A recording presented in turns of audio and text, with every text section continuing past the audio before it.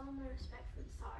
Everything has been going downhill since our embarrassing defeat against the Japanese in the war. We must revolt now. It can't get any worse than it already is. Newspaper delivery. What does it say? It says, pogroms sweep across Russia. Yet another catastrophe in our country. Being born as a Jew is a death sentence in Russia. The Tsar's autocracy has done nothing but let us down. I've been losing respect for my people. We've given them peace and expanded into the east, and still they are unhappy with my rule. It can't be that bad, Nicholas. They must respect you as their Tsar. My rule is absolutely fair. I must remain strong as an idol for my people, and I am a guide for my weak son. If there's any revolt, I will squash it. Oh, We demand peace in the East. yeah, we demand Reforms peace. in the government. Come on. The absolute rule Let's is the go. corrupt rule. No, In order to fire upon the crowd. Ready your aim and fire. I can't believe this Tsar would continue to enforce kulaks after kulaks. I know. There were 1,000 casualties during Bloody Sunday, all with the intent of advocating for change peacefully. How do we know this was the Tsar's doing? The troops were the ones who fired on the crowd. Isn't it obvious? The Tsar has complete rule. All the commands that are given in this country are a result of the Tsar's evil doing. Tsar Nicholas doesn't have any right to rule this nation. Father Kapan came seeking peace, and he was met with bullets. We must continue this revolution. No one will silence us anymore. I write with news of my condition and advice for yours in Russia. I made haste to leave Munich in order to evade Bavarian police. They don't take too kindly to us smuggling in our pamphlet to Russia. I've decided to stay in London, where I've met a similar-minded Mr. Trotsky. However, there appears to be a break in ideas with some of my peers in London, and we split into the factions of the Bolsheviks and the Mensheviks. Considering your situation, you must inspire the people into revolt. The only way to realize our dream is a more radical approach to what already is happening in Russia. Encourage the masses into armed insurrection and drown St. Petersburg in blood so that the people may rise in a beautiful communist red.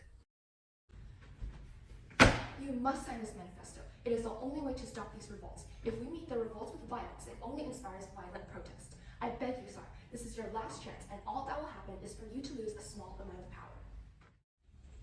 Have you heard the rumors? You've been spreading word that the revolts have finally reached the mind of the government. There's a possibility of a more liberal-minded government now, an end to autocracy. Newspaper delivery. News from St. Petersburg.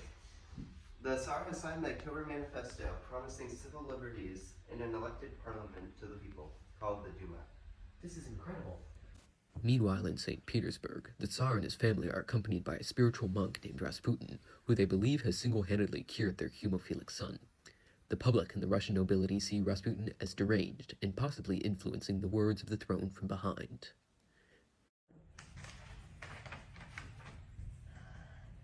Damn it, Wilhelm. You forced my hand to think the state of the world has come to this. You're making so much noise. What's the matter? My cousins in the West are making a ruckus, and now they've tied me into it. I'm afraid we've received a declaration of war, and I'm in no position to back down. I will be taking command myself, joining the Triple Entente, and moving to the front lines. I'm sending a note to my advisors. We're cutting ties with anything German, manufacturing trade, even the name of the city is too German. A cordial invite from a prince to the Moika Palace. Now, how could I deny this? This cake is truly delicious. And this wine, too. I'm glad. How is he not dead? The food is laced with cyanide. Excuse me while I grab some refreshments.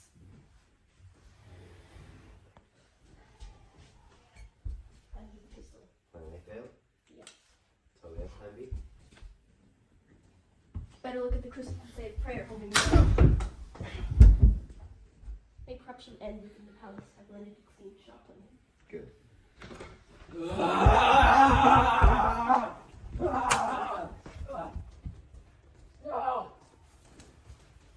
Goodbye, holy man.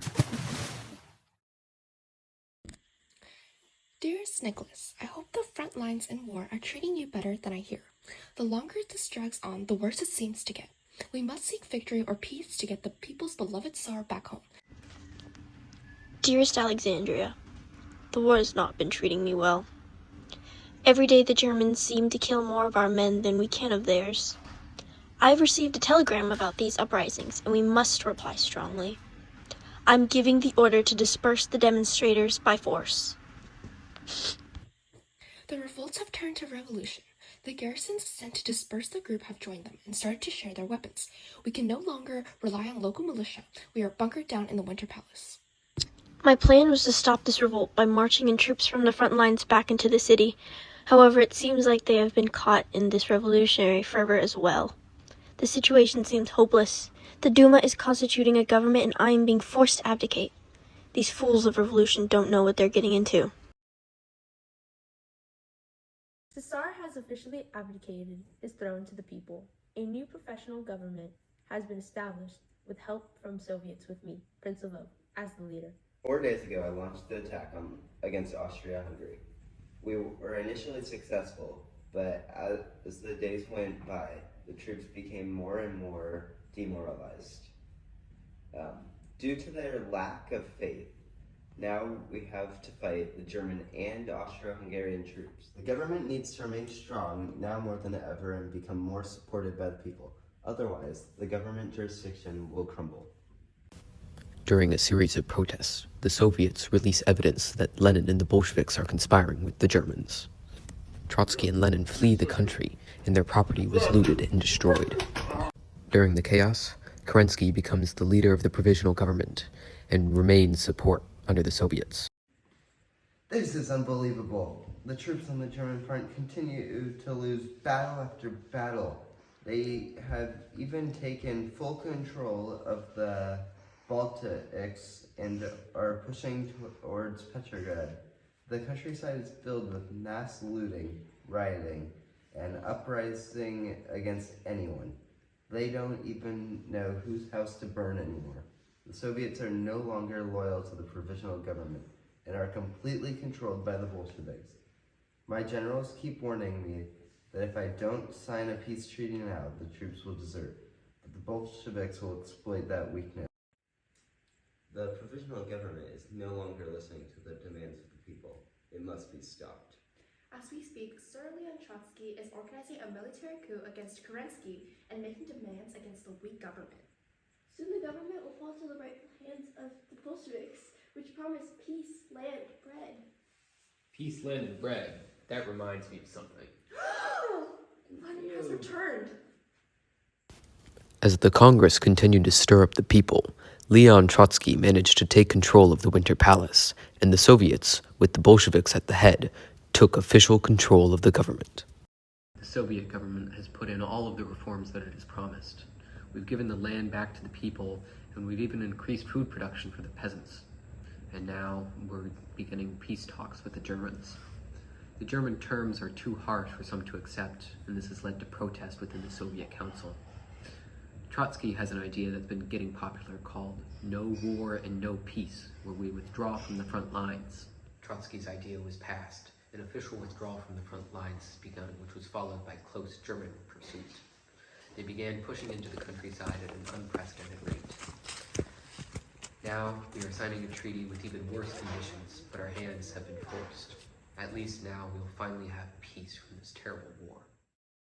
Today we have convened to discuss the Civil War breakout. As we are aware, the anti-Bolshevik White Army has been conspiring with deserters from the war and building up in the countryside.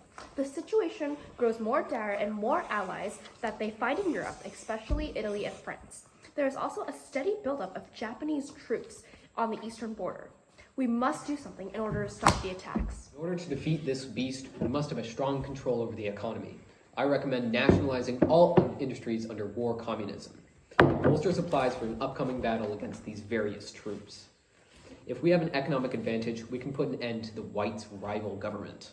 The Soviet Red Army must remain victorious. Nicholas, Alexandra, on your knees. In the chaos, the former Tsar and his family were executed in fear of them fleeing to the White Army for freedom.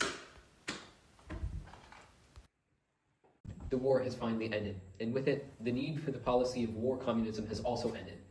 As we celebrate the victory of the Soviet Army, we must also focus on bettering our nation. The new economic policy that I propose will increase economic motivation by reinstalling a currency into the land and removing industry from the state. We must show the deniers that the Soviets bleed red.